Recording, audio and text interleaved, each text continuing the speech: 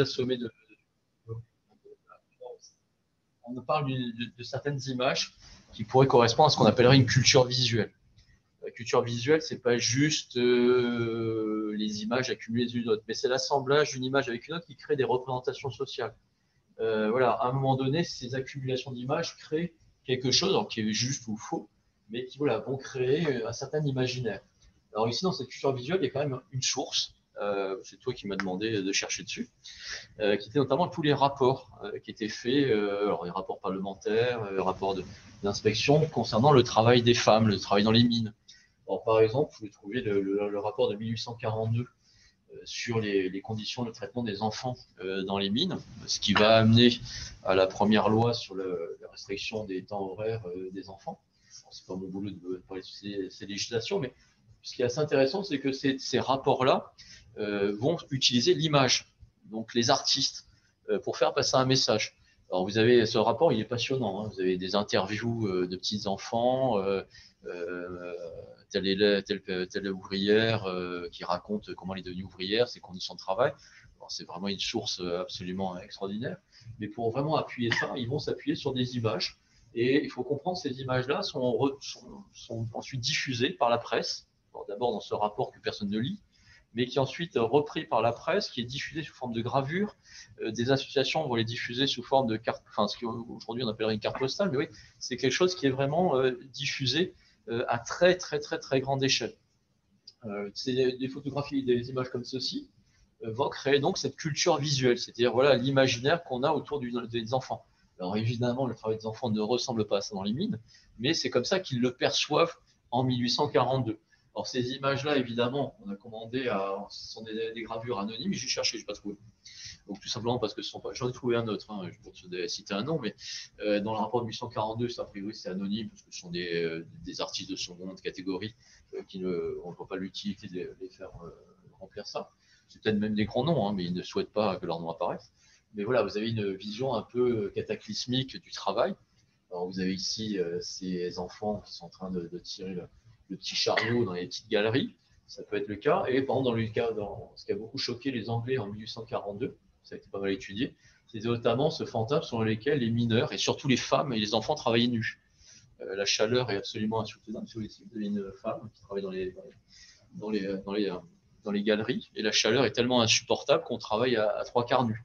Si vous regardez Germinal de mémoire, je vous avoue que je n'ai pas relu Germinal pour préparer cette séance, mais il y a une scène dans laquelle effectivement les mineurs se dénudent beaucoup pour pouvoir travailler sous la chaleur écrasante. Ça vient de cet imaginaire-là. D'accord. Vous trouvez ce genre de gravure donc, dans les rapports. Les graveurs vont jouer, c'est une sorte d'artiste. Ils vont jouer un rôle également dans la diffusion de cet imaginaire à travers les romans, qu'on savoir des romans illustrés toujours pour condamner, parler du travail des enfants. Alors vous avez par exemple Frances Trollope. Frances Trollope, c'est assez intéressant parce que c'est une femme, c'est une romancière. Elle est anglaise, mais elle a immigré aux États-Unis. Elle a des idées vraiment un peu, on va dire, non pas farfelues, mais enfin, elle est allée s'installer aux États-Unis dans une communauté utopique où on pratiquait le multiracial, le mélange des races, où on était très socialisant. C'était dans les années 1830. Donc, j'imagine une communauté vivant en autarcie avec blanc, noir. C'était une communauté qui était anti contre l'esclavage.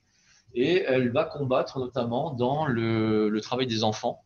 Et elle va publier notamment le premier roman, La vie et les aventures de Michael Armstrong, un enfant des usines. C'est le premier roman qui va s'attaquer vraiment à la question du travail des enfants. Alors moi, je ne vais pas tellement m'intéresser à ce roman-là. Moi, ce qui m'intéresse, surtout la production d'images. Et ces ouvrages, les thèses de cet ouvrage se diffusent notamment par la gravure, qui là, encore une fois, sont repris par la presse et par cela. Alors l'auteur, alors que j'en ai trouvé un comme ça, alors, il s'appelle Auguste Hervieux. C'est un Français. Alors lui, il était très favorable à Bonaparte. Sa famille était très favorable à Bonaparte. Donc en 1815, sa famille a été obligée d'émigrer en Angleterre pour se réfugier au moment de la Restauration. Et donc il va poursuivre sa carrière de graveur en Angleterre. Il a illustré énormément de romans. Hein. C'est un travail essentiellement alimentaire dans ce cas-là. Et il va donner cette image misérabiliste avec le pauvre petit Michael Armstrong qui est exploité, qu'il va falloir sortir de l'usine, qu'il va falloir amener à l'école. Et c'est un peu tout cet itinéraire-là que Frances Trollope va vouloir mettre en image. Alors, deuxième personnage qui apparaît, c'est le personnage de la femme. Il n'y a pas d'équivalent. Je veux dire, il y a le forgeron.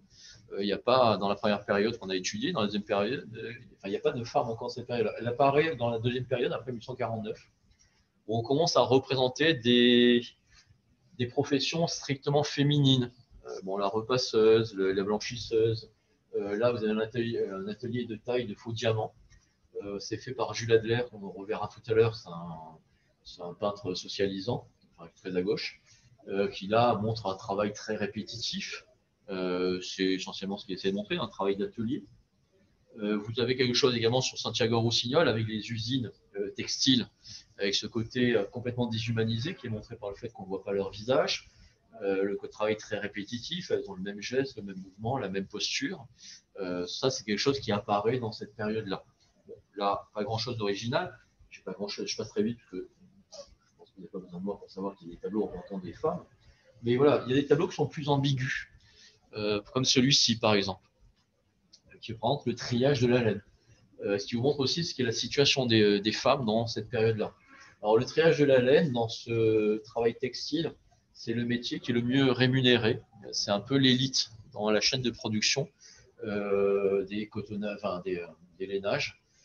Donc, c'est vraiment un travail qui était fait par des artisans, enfin, des ouvriers spécialisés, très bien payés, masculins essentiellement. Et là, Fernand Geldring n'a pas du tout un discours sur les femmes, mais surtout sur le fait que un des moyens de faire baisser les salaires, un des moyens de mettre au pli les ouvriers trieurs, qui étaient des ouvriers qui se mettaient fréquemment en grève, c'était justement de les remplacer par de la main-d'œuvre plus docile. Et cette main-d'œuvre plus docile, c'était notamment les femmes, un petit peu les enfants, mais surtout les femmes, parce que là, c'est un travail qui était réservé pour les personnes, c'est vraiment le travail le plus précis. Donc les femmes, il faut le comprendre comme, voilà, à cause des femmes, on rabaisse le travail des hommes. Ce n'est pas forcément le témoignage uniquement sur le travail féminin. Plus intéressant, me semble-t-il, c'est la condition des femmes. Regardez encore une fois Les Misérables. Dans Les Misérables, vous avez le personnage de Fantine. Fantine qui est une ouvrière, qui doit travailler dans les usines de Montreuil-sur-Mer et qui, sur la route, doit abandonner Cosette. C'est une figure qu'on revoit dans cette culture visuelle, l'ouvrière qui doit travailler, donc qui casse son cadre familial.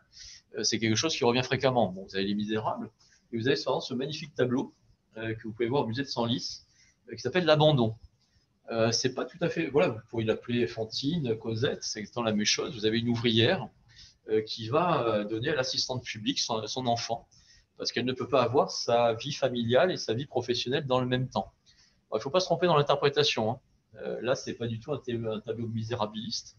Ce n'est pas du tout, oh là là, la pauvre femme et le pauvre enfant.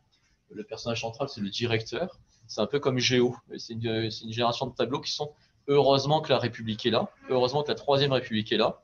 Et grâce à la Troisième République, cet enfant ne sera pas seul, il sera pris en charge par l'État. Des tableaux comme ça, je ne les choisis pas tellement parce qu'ils sont extraordinaires, hein, mais c'est parce qu'ils créent une culture visuelle. Des tableaux comme ça, il y en a des centaines. L'ouvrière qui abandonne son enfant parce que l'industrie et le travail brisent son cadre familial, vous en avez plein. Géo, l'éternel Géo, qui encore une fois est là pour dire heureusement que l'État est là, heureusement que la République va pouvoir corriger ces erreurs-là, vous présente l'abandon d'un enfant avec cette mère. Alors, encore une fois, vous pouvez l'appeler Fantine, vous avez la petite Cosette dans les bras, et puis la République qui vient l'adopter. C'est comme ça qu'il faut lire ces tableaux-là. Et puis la jeune femme abandonnée. Voilà, encore une fois, pas la peine de tous les mémoriser, vous en gardez un, prenez Géo, et puis ça suffira largement. Et oui, c'est l'idée que voilà, il y a une accumulation de ce portrait-là. Le travail des femmes, oui, mais avec tout ce qui va avec. Là, quand c'est marqué non localisé, ça veut dire que c'est probablement dans la salle à manger de quelqu'un, mais on ne sait pas où. Donc voilà, vous avez ce genre de petit discours sur les femmes. Et puis, troisième personnage qui apparaît, qui n'existe pas dans la première partie, c'est les migrants. Aujourd'hui, on dirait les immigrés, ou les émigrants, si on prend la terminologie de l'époque.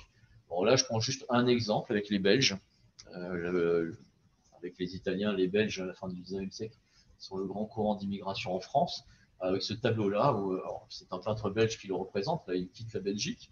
mais on voit un flux ininterrompu des masses absolument grouillantes qui vont se déverser vers la France pour travailler dans le Nord-Pas-de-Calais. Ça, c'est ces premières représentations de migrants, mais ce sont des autres ouvriers qui apparaissent, qui n'existaient pas auparavant, des nouveaux visages, avec quand même là aussi une culture visuelle autour de cette immigration. Donc là, on avait déjà un peu ce côté grouillant, un côté invasion. Et puis, vous avez également l'ouvrier belge qui est un ivrogne. Ça fait partie de cette culture visuelle. Là, Eugène Lermans, c'est le même que tout à l'heure, pour les émigrants, qui vous présente l'ivrogne, donc un ouvrier, ça se reconnaît à son costume, qui est ivre-mort et qui est accompagné par sa femme et ses enfants. Et puis, c'est quelque chose qu'on retrouve également dans la littérature. Alors, c'est vrai qu'il y a Zola, c'est bien de savoir qu'il y avait d'autres écrivains que Zola à l'époque, qui étaient beaucoup plus lus. Hein. Bon, vous avez ce très beau livre d'Émile Morel qui s'appelle Les Gueules Noires, qui a vraiment eu un succès de la librairie phénoménal à l'époque. Et là-bas, on vous raconte, sans aucun racisme pour l'époque, hein, ça fait partie de la culture visuelle, c'est cette accumulation de petits éléments. Là-bas, du côté où surnoisement les cabarets sont venus se placer, le Coran a pris la funeste manie de grouper les Borains, ceux du Borinage, et les Flamands, les tous brutaux et ivrognes. Dans ce quartier, on n'aperçoit jamais la douillette de monsieur le curé, mais parfois on y rencontre les képis des gendarmes. Les soirs de paix, on s'y bat, on s'y assomme, et les maisons ont souvent les fenêtres dont les vitres sont crevées, ce qui leur donne l'air borgne. Bon, ça fait partie également de ces genres de petites choses où vous avez dans les gueules noires vraiment toute une critique des Belges brutaux, des Belges alcooliques. C'est un discours qu'on retrouve très fréquemment. On va conclure là sur cette partie-là, parce qu'il faut absolument que je tienne les 1 heure. Alors là, enfin, ouf. Vous avez compris, première partie, j'ai rien à dire. Deuxième partie, un petit peu. Troisième partie, j'ai trop à dire, puisque ça apparaît, cette partie, l'ouvrier émerge véritablement dans cette partie-là. Donc, on va voir de nouveaux éléments. Donc, la représentation des luttes de classe. Enfin, la représentation de la souffrance au travail. C'est vraiment un travail réel et pas uniquement un travail mythologique ou religieux. Et puis, une nouvelle forme d'idéalisation du travail, toujours avec cette problématique de le travail libérateur ou le travail misérabiliste. Alors, la période pourrait se marquer avec ça. Le nouveau de cette période.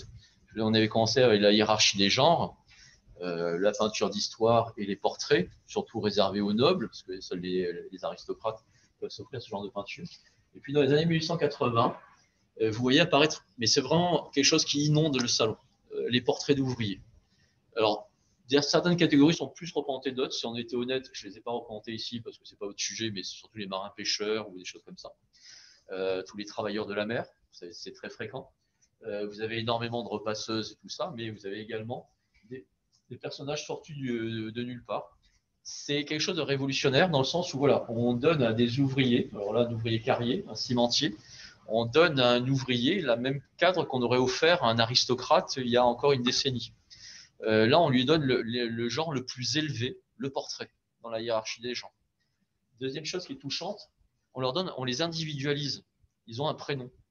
Alors, le carrier, on ne sait pas quel est son prénom, mais oui, par exemple, lui, il s'appelle Roubi. Roubi, le cimentier. C'est très fréquent. C'est Thérèse, là, on leur donne une identité qu'ils n'avaient pas auparavant. Ça devient François le pêcheur. C'est quelque chose qui est vraiment là. Le cadre réservé normalement à l'aristocratie, dans une position qui est, on pourrait presque voir un portrait en majesté, hein, avec les attributs du pouvoir, le costume, et puis on leur donne un nom. Ça, c'est quelque chose de tout à fait nouveau.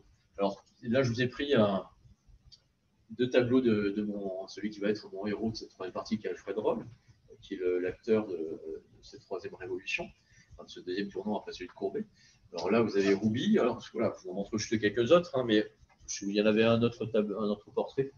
Je vous ai bien en parler parce qu'ils se ressemblent énormément, avec une image qui est assez effrayante aussi, hein, du travail, hein, des hommes complètement déformés, détruits par le travail. Roubi, je n'aimerais pas trop le croiser dans la rue, hein, il est un peu effrayant. Le vieux jardinier est complètement cabossé, avec des pieds tordus, etc., etc. Voilà, il fait peur aussi. Il y a quelqu'un qui a travaillé avec lui dans la maison. Enfin voilà, au-delà du côté déformation des corps, vous avez quand même cette valorisation du travail. Ça y est, l'ouvrier est définitivement installé dans la peinture et il est mis désormais au sommet de la hiérarchie parce qu'il est le héros de la fin du XIXe siècle et de l'industrialisation. Alors Alfred Roll, je dis, c'est lui qui va vraiment faire la bascule sur ces années 1880. C'est un peintre académique. Hein. C'est vrai qu'on aime toujours faire l'histoire de l'art avec les avant-gardes. Lui, c'est vraiment un peintre tout à fait classique. Hein. Je vous montre juste le tableau qui a fait sa gloire, le triomphe de Silène, ivre-mort, entouré de jeunes nymphètes.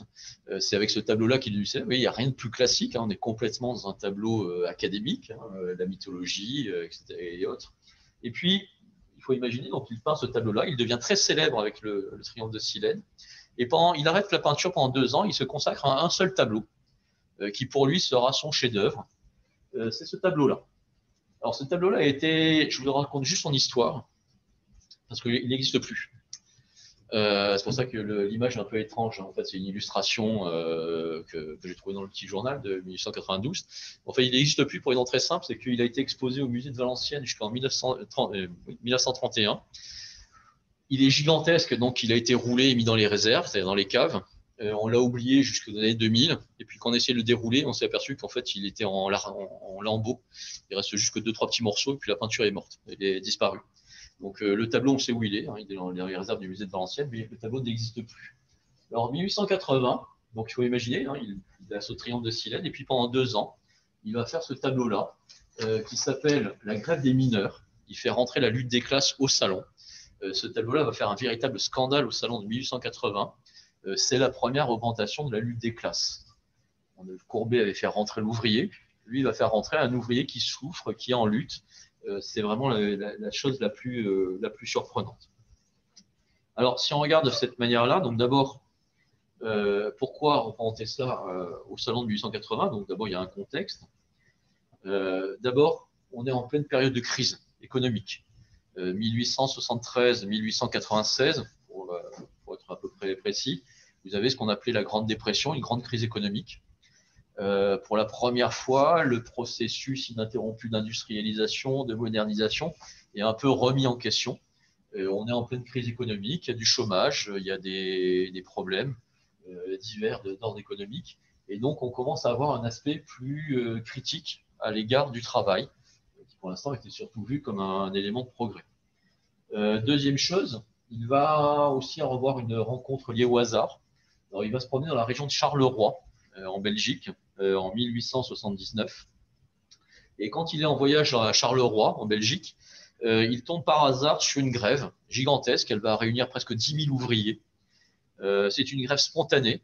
C'est une grève qui est vraiment faite sans aucune organisation. Il n'y a pas de syndicat, il n'y a pas de caisse de secours. Donc, les ouvriers partent en grève sans aucune réserve. Ça va être un fiasco monumental. Les patrons ne cèdent pas, les ouvriers n'ont aucune réserve, ils finissent ruinés, licenciés. Et Alfred Roll va voir la défaite des mineurs de Charleroi. C'est le sujet de ce tableau-là. C'est en fait la grande grève de 1879 avec ces ouvriers mineurs qui sont finalement battus. Si vous regardez le sujet, vous avez ici 2 gendarmes qui viennent arrêter probablement un des meneurs on le voit juste derrière le cheval, un des meneurs de la grève, un homme qui est complètement au désespoir ici, des femmes qui pleurent, des enfants qui pleurent, la famille qui regarde et les amis qui regardent un peu hébétés un de leurs amis ou un de leurs parents en train de partir en prison.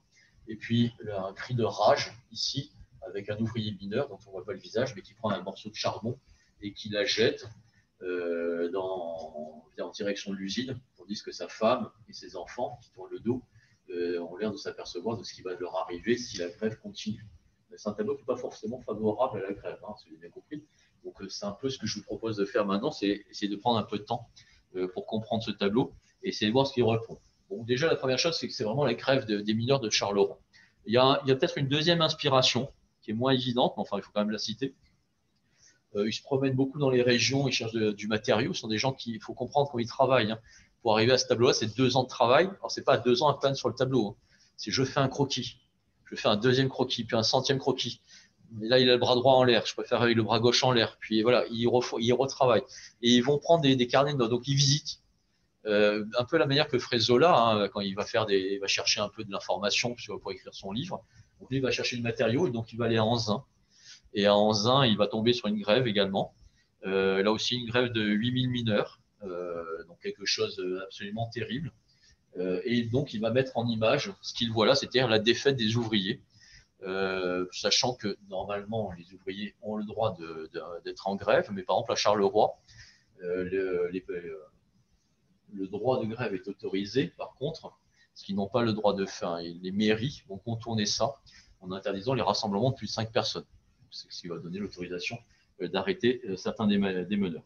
Donc il va y avoir des bagarres et des gendarmes.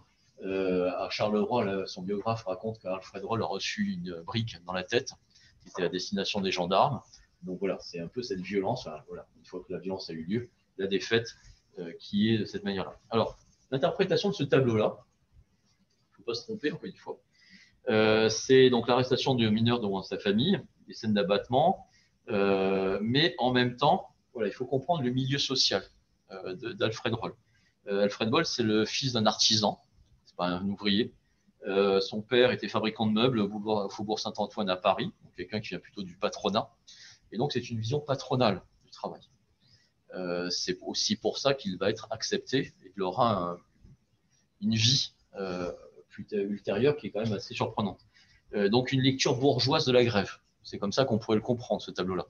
Alors, si on regarde effectivement, ce tableau-là, il amène qu'amène la grève. Si on lit ce tableau-là, il amène la misère. Ce tableau-là, vous avez les familles qui vont crever de faim puisqu'on perd le salaire. Ou alors, vous tenez ici les femmes qui tiennent toujours des bébés dans les bras. À cause de papa qui a fait la grève, la famille est ruinée. Ça, c'est la première chose que dirait ceci. La révolte est stérile. D'ailleurs, regardez, le seul qui se révolte, on ne voit même pas sa tête, et sa femme essaye de le convaincre de ne surtout pas faire cette bêtise. C'est un tableau qui est aussi là pour dire, surtout ne vous révoltez pas. Roll est républicain. C'est quelqu'un qui pense qui veut le bien-être ouvrier. Par contre, il pense que la révolution ne peut mener à rien. Et donc, au final, vous avez la lecture de la grève par un républicain bourgeois, hostile aux révolutionnaires. Ça, c'est vraiment l'interprétation de ce tableau. Il veut faire de la compassion, il va obtenir de la compassion de ses visiteurs au salon, mais en même temps condamner la grève. Alors, ce qui est intéressant surtout, c'est la réception. Bon, le tableau est assez simple à comprendre, c'est surtout la réception, c'est-à-dire comment les spectateurs ou l'État a vu ce tableau-là. C'est vrai qu'on peut le voir comme une grève. Eh bien, ce tableau-là, dès qu'il a été présenté au salon, il a été acheté par l'État. C'est l'État français qui s'en est porté acquéreur. Alors la question, c'est pourquoi? Pourquoi l'État français a acheté ce tableau? Quel est l'usage qu'il compte en faire? Pourquoi l'État achèterait des tableaux sur la grève? Alors, il y a une thèse de Pierre Weiss, VAI2SE, qui s'appelle La Troisième République qui sait peindre. Alors Pierre Weiss est très clair, il dit, et ça supposerait déjà que l'État sache ce qu'il fait, qu'il ait une politique, ça supposerait que l'État soit rationnel, qu'il ait un objectif à long terme. Donc déjà, la première attention à faire, c'est voilà, peut-être que l'État l'a acheté parce qu'il fallait bien acheter quelque chose, et sans vraiment une vraie intention. Peut-être vous rappeler une petite chose sur l'actualité récente. Est-ce que l'État a une vision? C'est déjà ce que dit Pierre Weiss, et sur la Troisième République, c'est pas toujours flagrant. Alors, est-ce que l'État voulait faire une utilisation politique? C'est pas forcé, c'est pas obligatoire. Mais en tout cas, on voit qu'il a offert un musée, le musée de Valenciennes. Et en fait, il lui a enlevé toute sa portée nationale en faisant juste un événement local.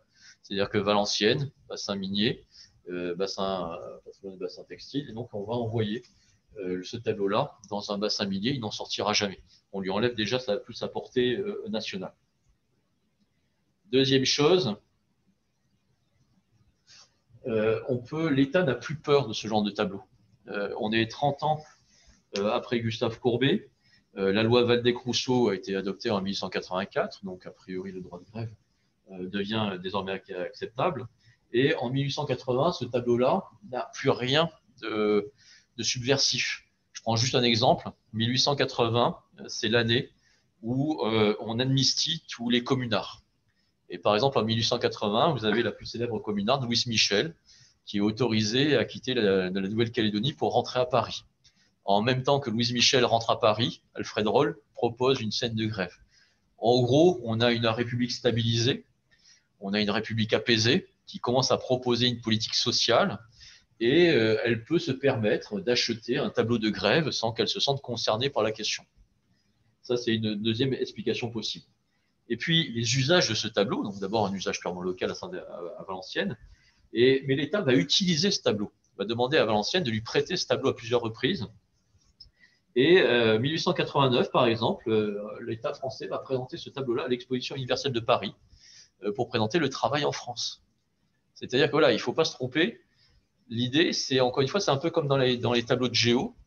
Le message n'est pas du tout la grève, c'est bien ou c'est mal, mais la République est là. Et à partir du moment où la République est là, il n'y aura plus ce genre de problème. La République va faire en sorte qu'il ne tombe pas dans la misère, qu'il n'ait pas besoin de se révolter. Donc c'est un discours qui va être, le tableau de rôle va être détourné et va être transformé finalement en tableau favorable à la République et aux valeurs républicaines. Donc il ne faut pas du tout imaginer que l'État a eu peur de ce tableau-là. On ne sait pas très bien pourquoi il a été acheté. Donc il y a quelque chose qui tombe en panne.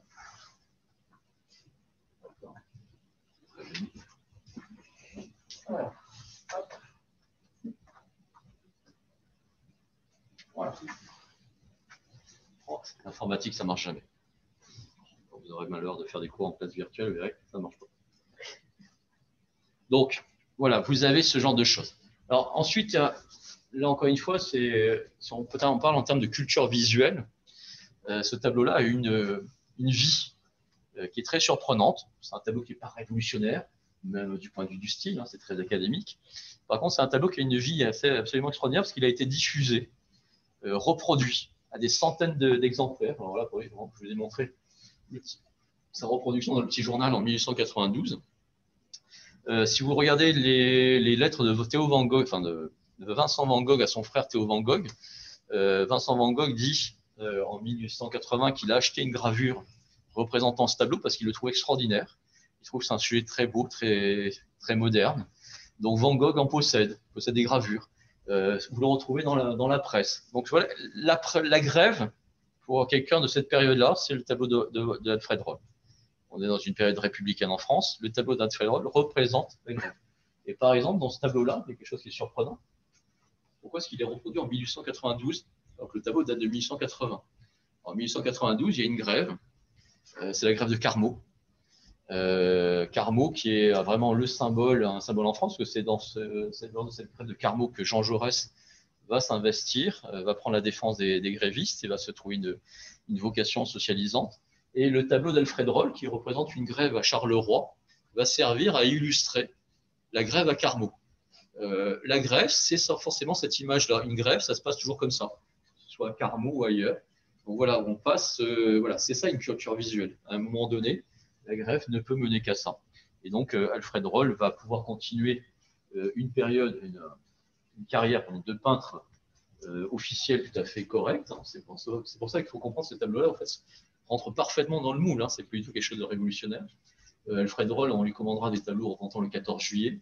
On lui demandera, il a fait toute une série de tableaux sur la visite d'Alexandre III, l'inauguration du pont Alexandre III, etc., Ça devient vraiment un peintre officiel. Au nom de la République, il faut montrer l'œuvre de la République. Donc voilà, c'est la première chose qu'il fallait noter sur ce tableau-là. Deuxième tableau, on va en faire trois, et puis on va voir comment est-ce qu'on peut lire de trois manières différentes la grève. Là, c'est vraiment la grève selon le regard de l'État. Robert Koehler. Alors, Robert Koehler, c'est pas du tout un Belge. C'est un tableau qui représente pourtant une grève en Belgique. Mais c'est pas du tout un Belge, c'est un Allemand. Et c'est un Allemand qui a immigré aux États-Unis. Et donc, il faut imaginer donc, un Allemand vivant aux États-Unis qui représente une grève se déroulant en Belgique en 1886. Donc, c'est déjà quelque chose qui est inquiétant, enfin, qui dit, tiens, qu'est-ce qu'il a voulu dire, qu'est-ce qu'il a voulu faire? Alors, 1886, dans l'histoire belge, c'est un moment crucial, c'est un tournant. Louis Bertrand, qui est un des fondateurs du Parti ouvrier belge en 1885, a écrit que elle est notre année terrible, comme l'année 1871 le fut pour la France. L'année 1886 a vu aux prises les repus et les misérables, ceux qui gouvernent à leur profit, avec ceux qui demandent à avoir leur part des avantages sociaux. Nous avons eu nos troubles, nos châteaux en feu, nos usines détruites, nous avons vu la bourgeoisie affolée, les misérables furieux, le pays sans dessus-dessous. La bourgeoisie a eu peur. Excusez pour l'énorme faute d'orthographe sur 100, mais on va chercher ça la prochaine fois. Alors, ce qui est intéressant dans ce discours-là, pourquoi est-ce qu'un peintre allemand vivant aux États-Unis s'intéresse à cela? En 1886, donc vous avez une terrible grève en Belgique. vous allez avoir en fait des sortes de grèves de la faim toujours dans ce contexte de dépression, de tout cela. Donc vous allez avoir à Liège, cette fois-ci on est à Liège, une grande manifestation en 1886, à peu près 3000 ouvriers vont écumer, les rues de la ville. Alors le maire de Liège ne va pas faire comme les autres bourgmestres. Je vous l'avais dit, les bourgmestres ont contourné la loi sur la grève en disant que oui, la grève est autorisée, mais avec des rassemblements maximum de 5 personnes. C'est ce qui avait été fait à Charleroi. Celui de Liège dira ça ne sert à rien. Il refusera de faire un tel arrêté municipal parce qu'il dira les ouvriers de Liégeois ne sont pas des révolutionnaires. Pourquoi attiser les choses en les énervant? Ils ont des choses à dire dans la rue, laissons-les défiler. Et puis ça se passera bien, ce ne sont pas des révolutionnaires. Et le maire va aller assister à une grande réception dans la mairie. Et puis les ouvriers vont s'énerver. Il va y avoir des pillages de magasins. Il va y avoir toute une série de saccages. Et ici, on voit, ils vont se diriger vers la maison d'un monsieur. On le voit ici en haute forme, sur le palier d'entrée. Il s'agit d'Eugène Baudou. C'est un industriel. Il possède des verreries, les verreries Baudou. Il vient d'acheter en 1886 des machines. Si vous avez un sujet sur le machinisme et l'opposition au machinisme, c'est intéressant. Donc, ces nouvelles machines ont un intérêt, c'est qu'il y a besoin de moins de main-d'œuvre. Et donc, les ouvriers vont se diriger vers cet industriel qui envoie les ouvriers au chômage par le machinisme. Et ils vont le violenter, ils vont le faire partir de chez lui, ils vont incendier la maison d'Eugène Baudou. Et c'est devenu, vous voyez, quand Louis Bertrand dit nous aussi, nous avons eu nos châteaux brûlés, il faut le prendre au pied de la lettre, ils sont allés brûler la maison du patron. Et là, vous avez donc ces ouvriers liégeois qui se dirigent vers la maison juste avant de mettre l'incendie à cette résidence. Alors, les ouvriers vont être arrêtés, il y aura des peines de travaux forcés qui seront données, les principaux meneurs seront expulsés de Belgique, mais cette grève est vraiment un tournant dans l'histoire sociale belge parce que juste après, toujours en 1886, l'État belge prend conscience qu'il faut faire quelque chose et il va créer la commission du travail. Cette commission du travail a commencé à réfléchir à des lois sociales pour justement faire en sorte que les ouvriers ne reproduisent plus ce genre de choses. Ça, c'est pour le sujet du tableau. Qu'est-ce qui intéresse Robert Koller, allemand vivant aux États-Unis? 1886, il est directeur d'une école d'art à Minneapolis. Et lui, ce qu'il voit, c'est non, il ne voit pas les grèves de Belgique. Hein, ça ne l'intéresse pas du tout. Hein, il n'a pas assisté à ça. Par contre, lui, il a vu des grandes grèves le 1er mai 1886 aux États-Unis. On demande la journée de 8 heures. Le gouvernement américain tire dans la foule. C'est le début de la célébration, de la commémoration, je ne sais pas comment on peut dire ça, du 1er mai. Ça commence ici aux États-Unis. Et donc, en fait, c'est une lecture purement internationale. Moi, j'ai assisté à une grève aux États-Unis pour le 1er mai. Mais en même temps, il y avait une grève en Belgique. Mais en même temps, il y avait aussi des grèves. Voilà, c'est une façon de dire, moi, Robert Koller, allemand vivant aux États-Unis, je compatis avec les ouvriers du monde entier, prolétaires de tous les pays, unissez-vous. Et de ce point de vue-là, ce tableau-là est beaucoup plus révolutionnaire. Bon, c'est pas un socialiste, hein, Robert Koller, même si c'est quelque chose qui l'intéresse. Hein, je veux dire par là, c'est pas un militant, mais c'est quelque chose qui l'intéresse parce qu'il avait déjà peint un tableau qui s'appelle Le Socialiste. Voilà, il est surpris de voir qu'il y a une solidarité internationale et donc il va donner une vision internationaliste et socialisante de la grève. Donc on a une vision très républicaine et bourgeoise avec Alfred Roll. On a une vision au contraire très ouvriériste et très internationale avec Robert Koller. Alors, je vous avais promis 3 tableaux. Alors celui-là, malheureusement, vous allez le détester. Il est reproduit dans tous les manuels scolaires, c'est insupportable. Voilà, c'est ça une culture visuelle. Bon, c'était le seul tableau où je ne savais pas qui était l'auteur. Vous ne savez pas quel était le nom du tableau, vous ne savez pas en quelle année il a été peint, mais vous l'avez déjà vu. Vous l'avez vu en tant qu'élève. Vous l'enseignerez en tant que prof, parce que c'est la seule représentation de la grève que vous avez dans vos manuels scolaires. Et voilà, c'est un autre tableau qu'il faut donc étudier, parce que c'est voilà, qu'est-ce qu'il veut dire et qu'est-ce que ça représente. Et pourquoi avoir choisi lui en France comme vraiment image, icône de la grève. Alors, Jules Adler, c'est un socialiste, il est assez proche des anarchistes, les socialistes. Sa vie à lui, c'est vraiment le monde ouvrier. Il faut faire attention à Jules Adler, parce qu'il y a eu une exposition à Paris et à Roubaix il n'y a pas très longtemps, l'année dernière. Donc vos professeurs connaissent très bien Jules Adler, ils ont pu réviser l'année dernière. Donc Jules Adler, voilà, c'est quelqu'un qui est très en accord avec les socialistes et qui aime bien les anarchistes. C'est souvent des ouvriers fatigués, des ouvriers à l'usine. Voilà, c'est vraiment une représentation très misérabiliste du travail. Et là, il peint une grève au Creusot. Alors le Creusot, c'est pas moi, c'est Michel Perrault qui le dit. C'est vraiment surprenant qu'on ait choisi le Creusot parce que le Creusot, c'est vraiment la région où il se passe rien. Je vous cite Michel Perrault, c'était dans La jeunesse de la grève, son livre de référence sur le sujet. Elle dit Jules Adler a représenté le calme du Creusot. C'est surprenant que le calme du Creusot ait fourni l'imagerie de la grève. Pourquoi est-ce qu'elle dit qu'il y a le calme du Creusot? Parce qu'en fait, il y a eu très peu de grèves au Creusot. Alors, il y a eu une grève terrible en 1870. 1870, la famille Schneider est à la tête se présente aux élections municipales, ils sont élus, mais ils sont vexés parce qu'il y a un opposant qui s'est présenté contre eux et qui a obtenu pas mal de voix. Conséquence de ça, la famille Schneider licencie 200 ouvriers qui sont suspectés d'avoir voté pour l'adversaire du patron. Grève terrible, le patron ne cède pas, voilà. Ça, c'est la grève de 70. Mais globalement, il ne se passe plus rien. C'est-à-dire que jusqu'en 1899, il n'y a plus de grève. C'est vraiment le calme plat. Le Creusot, c'est plutôt une famille paternaliste. Voilà, il y a des choses qui se passent plutôt bien. Donc, de 1870 à 1899, il n'y a pas de grande grève. Et donc, la première surprise, c'est pourquoi avoir choisi le Creusot pour illustrer une grève, vraiment la violence des ouvriers. Dans la culture visuelle, donc, pourquoi est-ce qu'on a choisi ce tableau-là? Alors, il faut comprendre que Jules Adler est allé assister au Creusot. Alors, quand il dit qu'il y a une grève là-bas, il y va. Il se déplace, il prend des croquis, il prend des dessins. Alors, il se présente le 9 octobre, c'est le dernier jour de la grève. Ça y est, la grève est finie. Les ouvriers qui réclament différents avantages, l'augmentation des salaires et autres, sont satisfaits. Et ils ont reçu le soutien d'autres ouvriers, notamment les ouvriers de Montchanin. Et donc, il assiste à cette scène. Les ouvriers du Creusot se dirigent en direction de Montchanin pour les remercier de leur aide et leur avoir permis de remporter la grève. Je passe les détails. Il y a des questions également au code municipal, des candidats élus, etc. Ça, c'est pas mon sujet. Mais pourquoi avoir choisi cette image-là et pas une autre? Alors, premièrement, c'est pas une scène de grève. La grève est finie. Là. C'est une image complètement apaisée. Hein. Alors, si vous regardez déjà, vous avez des personnages qui se tiennent la main. Si vous regardez ici, il y a deux personnages qui se tiennent la main. Vous avez là, ils se tiennent par le bras, ils se tiennent par la main. Vous avez des scènes de fraternité.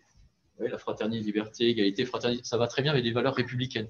Vous avez finalement un auteur, un peintre qui est révolutionnaire, qui veut représenter, justement, c'est celui des trois, c'est le plus extrémiste. Rawls, c'est un bon bourgeois. Köhler, il a des sympathies avec les ouvriers, mais voilà, c'est pas un révolutionnaire.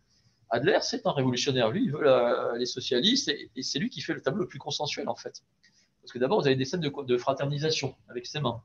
Ensuite, ce qui est assez surprenant, bon, d'accord, vous allez être obligé de leur dire le drapeau rouge, mais regardez bien. C'est vrai qu'il y a un drapeau rouge. Regardez, il y a une petite tache blanche en haut.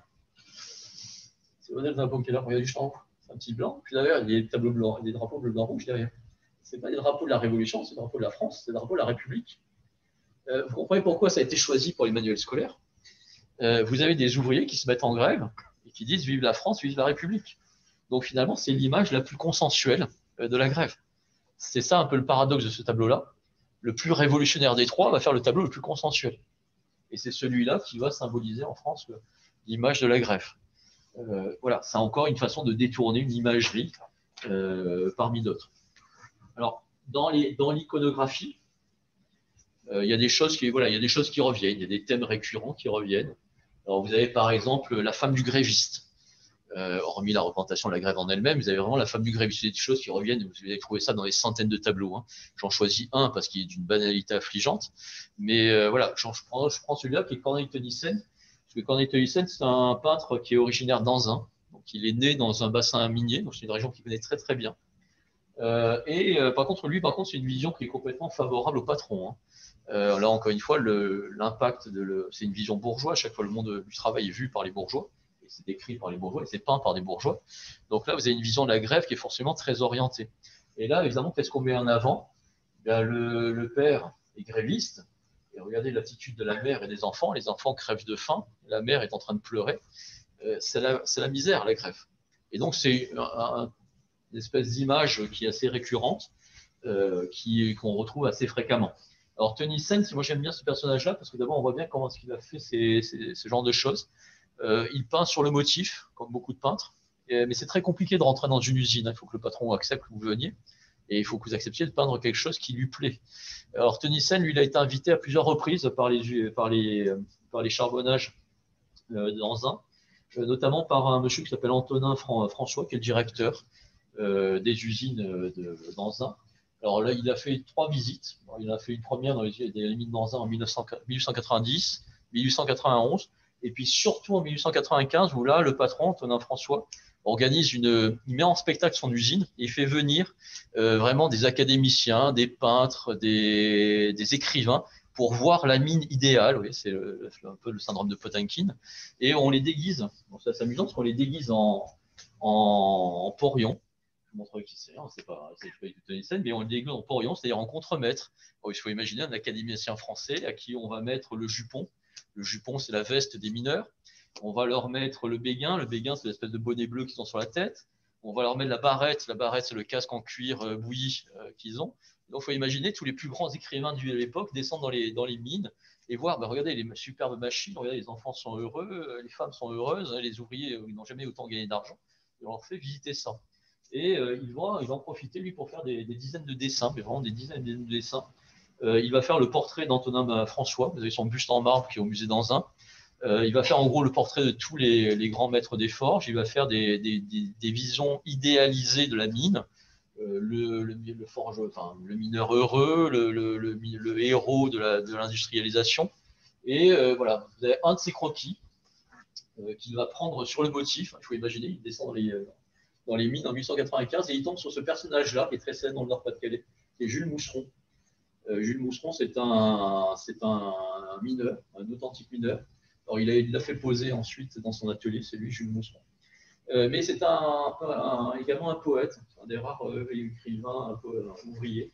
Et donc, il va écrire des poésies où il parle de la vie des mineurs, des vies dans le fond, notamment ce très célèbre poème qui s'appelle, très célèbre, des mineurs, évidemment, La souris. Je parle très mal le ch'ti, mais il faut imaginer l'accent d'animaux pour prononcer.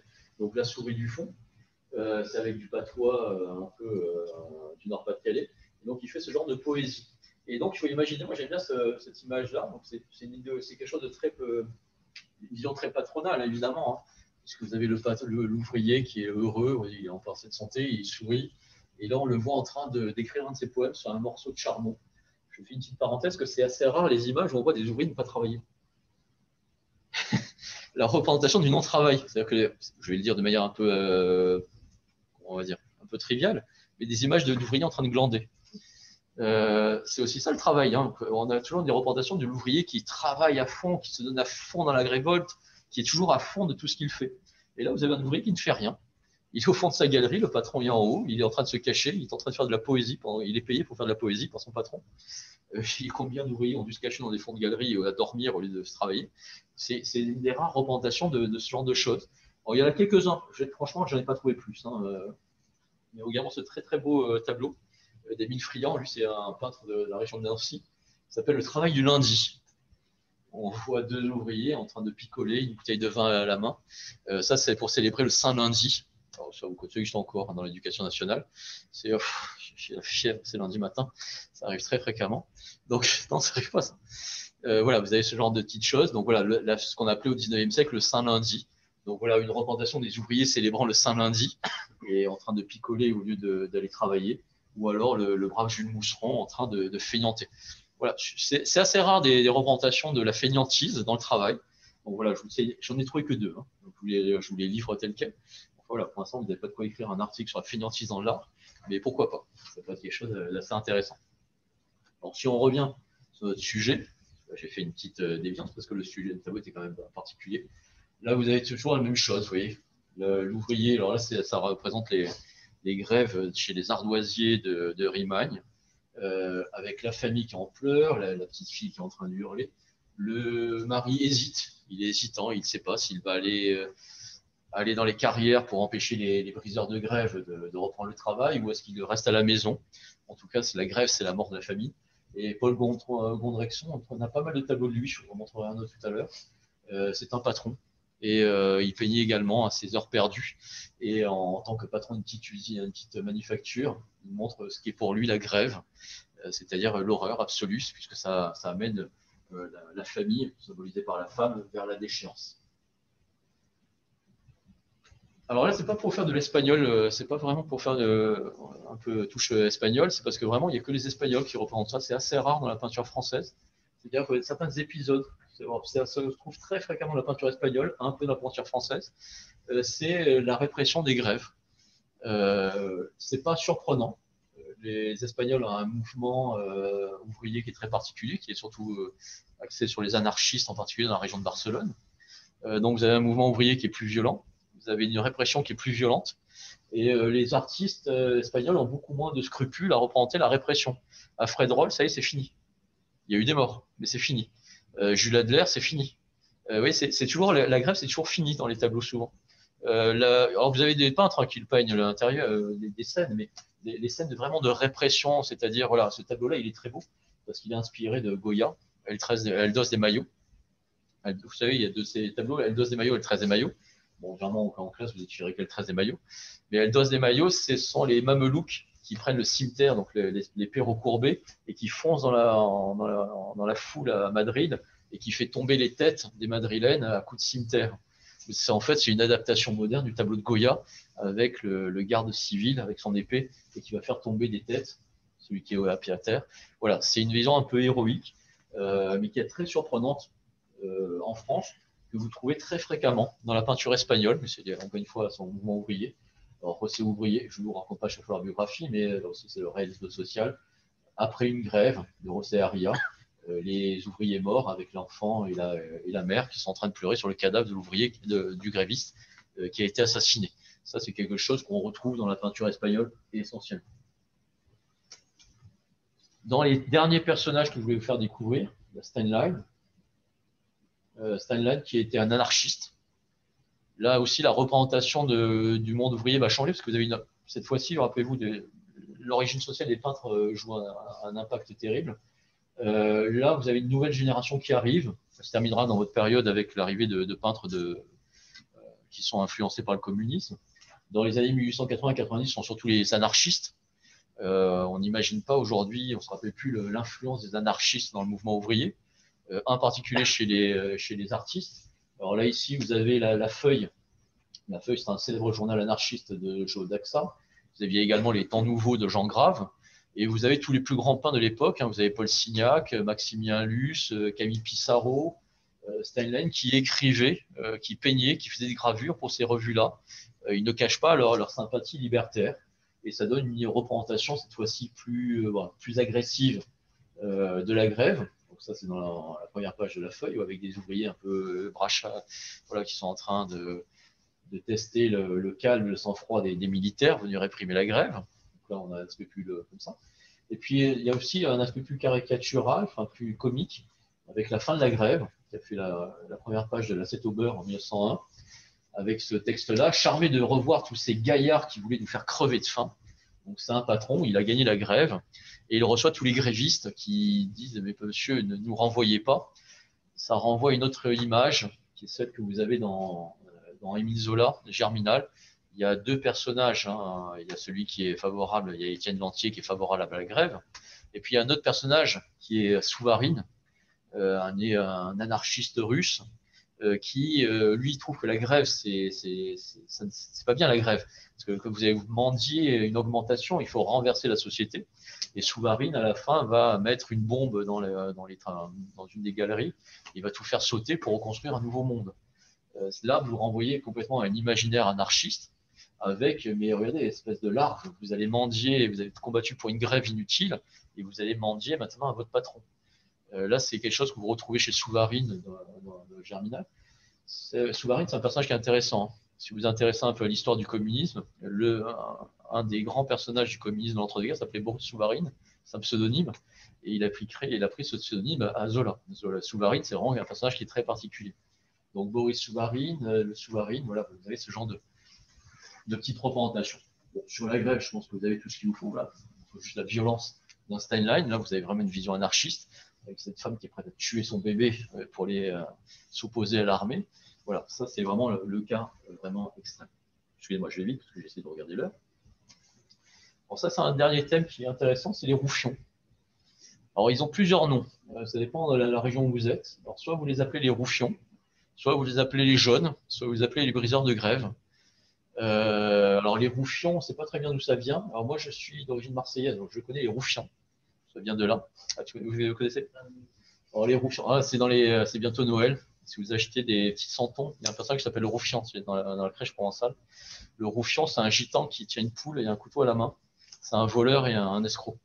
C'est le gitan voleur de poules dans la crèche provençale. C'est un voleur. Et voilà, les roufians, c'est ça. Les roufians dans le nord, mais les roufians dans le sud, mais c'est exactement la même chose. Donc là, ici, vous avez par exemple Lucien Jonas qui vous représente un couple, une femme et un homme, ils sont juste ici, qui ont brisé la grève, ils sont allés travailler et ils vont être lynchés par la foule pour avoir. Ouais, c'est quelque chose qui revient fréquemment aussi dans cette peinture. Ils ont accepté, ils ont refusé de respecter la grève. Et puis celui que j'adore, la grève des forgerons, qui est inspiré d'un poème de François Coppée, c'est maître maxime de littérature également. François Coppée qui a écrit La grève des forgerons en 1869. Alors c'est l'histoire d'un homme qui vient de commettre un meurtre. Si vous regardez ici, vous avez ce monsieur-là qui a des regrets. Il a un marteau, une masse à ses pieds, et il vient de tuer quelqu'un. Ils sont en train de discuter, c'est ce que raconte la poésie, je vous en ai mis quelques extraits. Ça imagine la plaidoirie d'un mineur dans un tribunal. Mon histoire, messieurs les juges, elle sera brève. Voilà, les forgerons s'étaient tous mis en grève. Et puis, je me suis énervé contre un de mes camarades qui ne s'est pas mis en grève. L'alcool aidant, je me suis énervé et je lui ai fracassé le crâne à coups de masse. C'est un sujet qui va inspirer donc le poème de François Coppée, qui a été fréquemment mis en image par les peintres de l'époque. Là aussi, ça fait partie de cette culture visuelle qu'on trouve sur la période. La pénibilité au travail. J'y arriverai jamais en 20 minutes, mais on va essayer. Pour y arriver, il faut que je parle plus vite. Oh, c'est mon préféré. C'est un très beau tableau. Alors là, vous allez me dire, c'est un Danois, c'est pas dans le programme. Mais il a été exposé à Paris en 1889, exposition universelle, donc vous avez le droit de le citer. Donc, c'est comme ça qu'on fait. Hein. Donc, il était en fait dans le débat, dans la section Beaux-Arts du Danemark. Alors, Brendelink, il représente le travail. C'est un ouvrier agricole âgé et il vous dit voilà, c'est quoi le travail pour moi? Voilà ce que je laisse. Je me suis épuisé au travail, mon corps est complètement déformé. Et voilà ce que m'a donné ma vie de travail, de travailleur. Une terre stérile, il n'y a même pas une mauvaise herbe. Voilà ce que je vais léguer à mes enfants, moi, ouvrier de la terre. Et puis vous avez cette femme, probablement sa fille, peut-être sa femme, j'en sais rien, mais enfin, probablement sa fille, qui est en train de. Alors, elle n'est pas du tout en train de pleurer, hein, elle hurle. Elle regarde non pas vers le sol, la tombe, elle regarde vers le ciel, l'avenir. Elle est en train de lancer un appel à la révolte, un appel à l'insurrection. Et donc, ce tableau-là, elle est en train de critiquer le travail. Pour la petite histoire, ce tableau-là va être exposé dans l'exposition universelle de Paris en 89.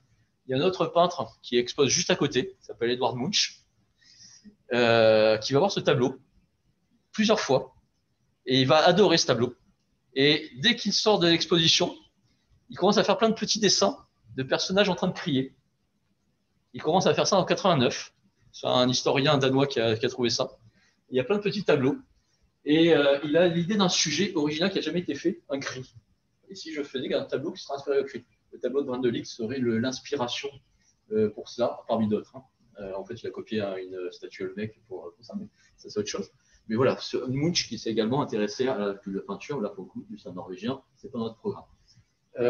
Nouveauté absolue, à partir de 1880, vous avez une représentation du travail réel, la fatigue. Donc l'épuisement, la fatigue. Alors aujourd'hui, on parlerait plutôt de la pénibilité au travail, si on préfère, si on veut un terme un peu plus moderne. Donc ici, par exemple, un ouvrier complètement exténué. C'est une des premières représentations. Là, vous avez un artiste belge. L'ouvrière malade, ça aussi, la maladie. C'est surtout cet aspect-là que je vais développer. Fernand Pélez, c'est un monsieur qui est très, si vous voulez le voir, il faut aller du côté du Petit Palais, vous avez plein de ces tableaux à lui. C'est un tableau gigantesque, c'est toujours des tableaux de la misère. Vous avez un enfant qui est en train de dormir, même le sol dans la rue. Vous avez une famille sans asile. Alors, c'est toujours très ironique. Hein. Vous voyez, c'est là où ils sont en train de crever de faim. Ils ont été expulsés de leur domicile. Et vous avez des affiches à arracher avec notamment marqué Grande Fête. La fête ne sera pas pour eux. Et puis lui, il peint toujours cette misère. Fernand Pelès, c'est vraiment le peintre de la misère. Il n'y a jamais de positif chez Pelès. C'est pas forcément un révolutionnaire, mais voilà, lui, il montre vraiment l'aspect négatif du travail, et notamment cette ouvrière poitrinaire, et qui, même malade, est obligée de travailler. Elle est travailler à domicile. On le voit, elle a un ciseau sur la table, elle a du tissu. Même malade, elle travaille. Ça, c'est des représentations qu'on voit apparaître à partir de 1880. Alors, cette image-là, elle est très mauvaise, c'est moi qui l'ai photographiée, je suis désolé, il y avait une vitre devant qui faisait un reflet. Elle est extraordinaire, hein, vous ne la trouverez dans aucun catalogue. Elle n'est jamais sortie des musées. Elle a été exposée pendant 15 jours au musée de Vendôme, je suis passé dans le coin. Et c'est un monsieur qui a fait toute une série qui s'appelle les types de peintres en bâtiment. Il a exposé ça en 1882. Il a exposé ça en 1882 au Salon de Paris. Donc c'est en fait une série de dessins sur les peintres en bâtiment. Alors le titre n'est pas très, je suis désolé, ça c'est un peu décalé. Le titre n'est pas très joyeux, mais ça s'appelle Les Coliques de plomb des jeunes Renoirs. Alors je vous dis, hein, ils sont sortis des réserves du musée de Vendôme vraiment une quinzaine de jours, puis ils sont retournés à la réserve, ils ne sont jamais ressortis depuis 1882. Vous les retrouvez reproduites nulle part à ma connaissance. Ce qui vous montre la principale maladie professionnelle. C'est vrai que c'est le début de la représentation des maladies professionnelles. Vous avez tous ces débats-là sur les accidents du travail, loi de 1898, les maladies professionnelles et autres. Alors, les coliques de plomb, qu'on appelle aussi les coliques saturniques, c'était lié au fait que les peintres en bâtiment utilisaient du blanc de céruse, c'est-à-dire en fait du plomb. Et ça provoque le saturnisme. C'était la grande maladie des peintres en bâtiment. Ça se marquait essentiellement par des coliques qui se tient le ventre, absolument terrible, et la mort. Le grand combat des syndicats des peintres en bâtiment, ça a été de combattre ça. Je vous signale qu'il y a eu un livre qui a été publié l'année dernière sur ça, sur le blanc de plomb, l'histoire d'un poison légal. Et tout le combat sur un siècle pour interdire cette maladie, pour interdire ce plomb, ce blanc de céruse. Ça a été tout leur combat. Alors c'est très bien fait, il y a pas mal d'iconographie également sur ça.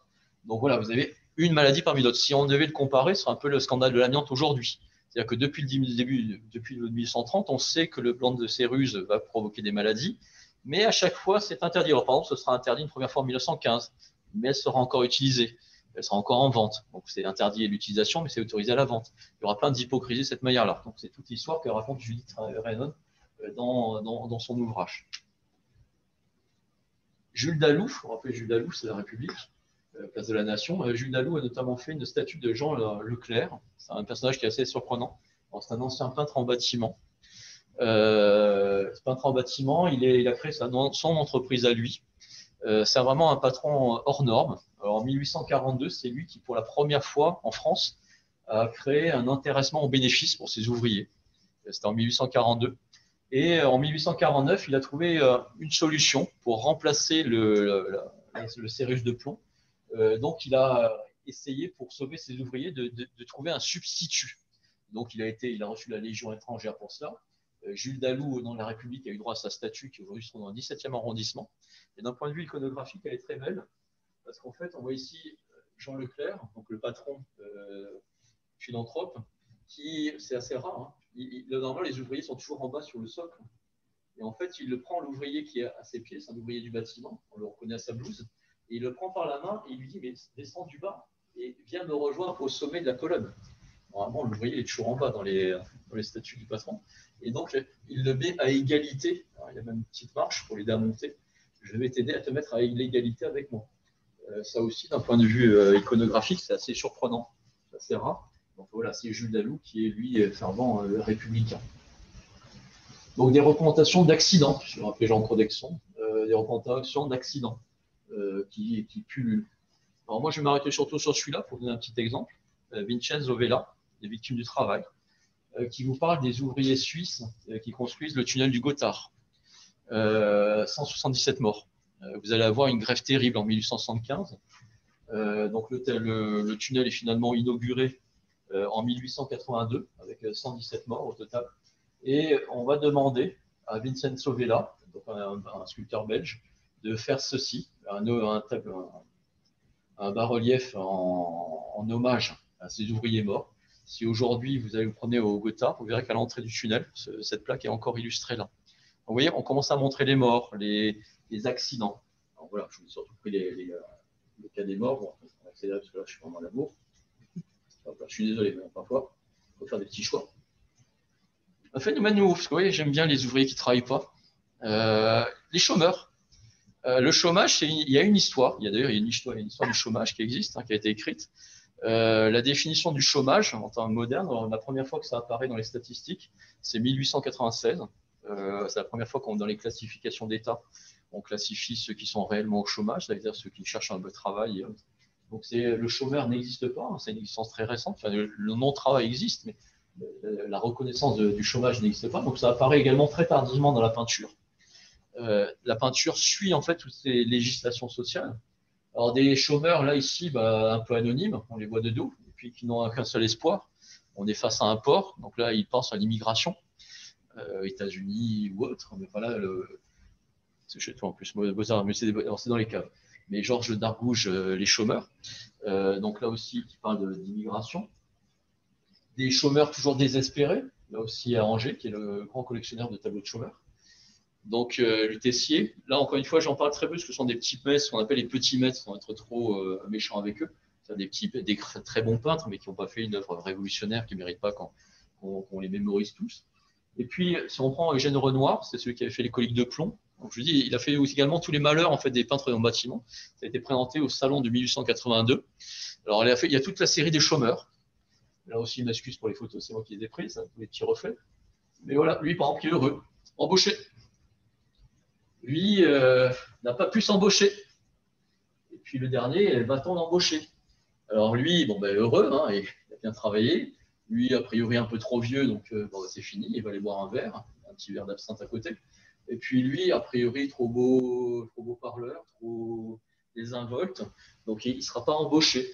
Renoir, c'est assez intéressant à étudier, parce que un peu oublié, parce qu'il était juste professeur de dessin à Vendôme. En fait, il a fait vraiment des témoignages assez bien. Et si on met des portraits de chômeurs, il y a quelque chose qui va derrière tout ça.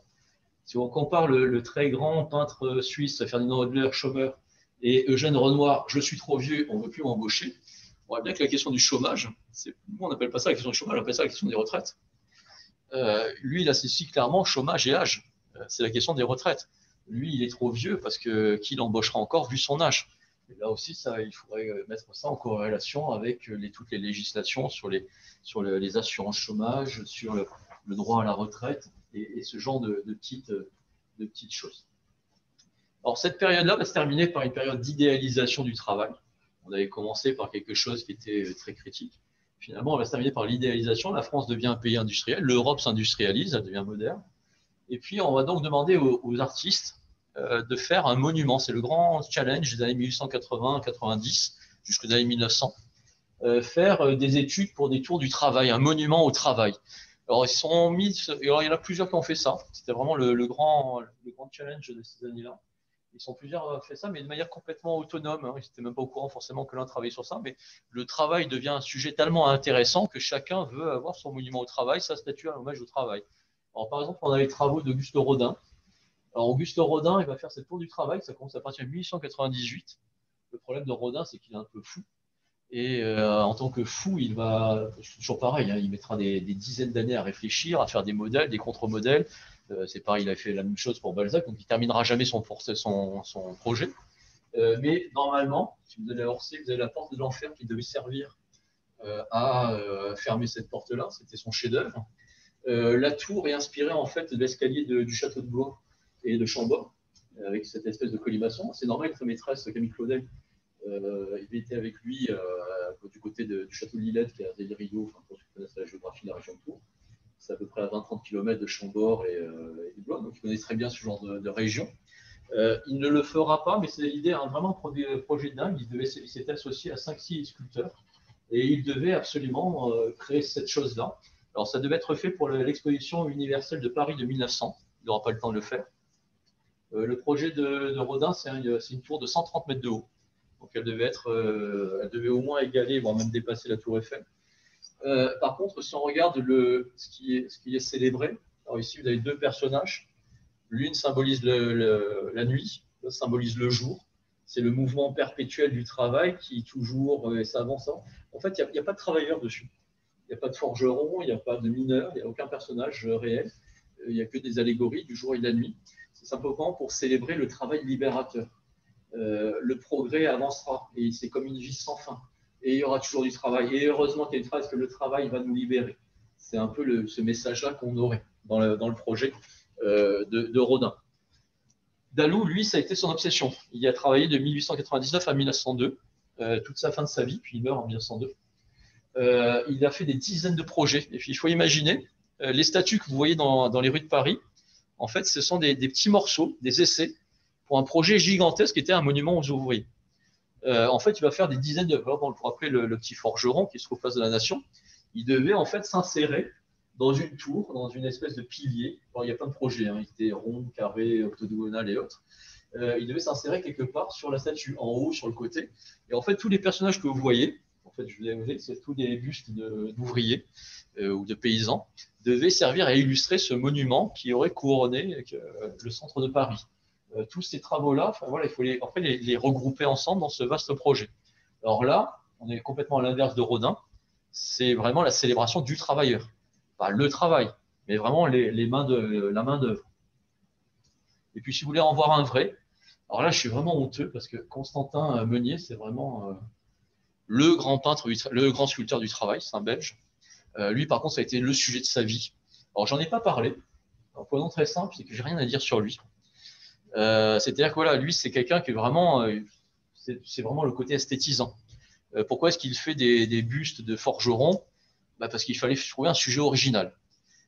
Pourquoi est-ce qu'il fait un mineur? Parce qu'il n'y a personne d'autre qui le fait à part moi.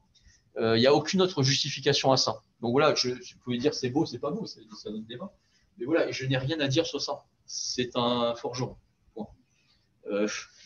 Constantin Troyon, Constant Troyon, vers les années 1840, on l'appelle le peintre des moutons. Il peint des moutons. Toute sa vie, il peint des moutons. Voilà, c'est un peu ça. D'autres peignent des moutons, lui peindra des forgerons. Voilà, c'est comme ça. J'ai rien à dire dessus. Alors par contre, lui, il a fait un projet de monument au travail. Il va mourir avant de pouvoir voir ça en vrai. Mais à titre posthume, si un jour vous allez à Bruxelles, vous avez ce monument qui a vu le jour, avec des forgerons, des mineurs, des scènes de mines. Vous avez des ouvriers en train de travailler, en train de tirer des roues et tout ça. Et donc, un paysan en train de semer au sommet. Et ça, vous l'avez dans la banlieue de Bruxelles. Ça a émergé en 1830. Voilà, c'est un de ces tentatives d'idéalisation du travail qui vont couronner la période. Alors, si j'avais terminé, je vais te dire parfaitement le temps.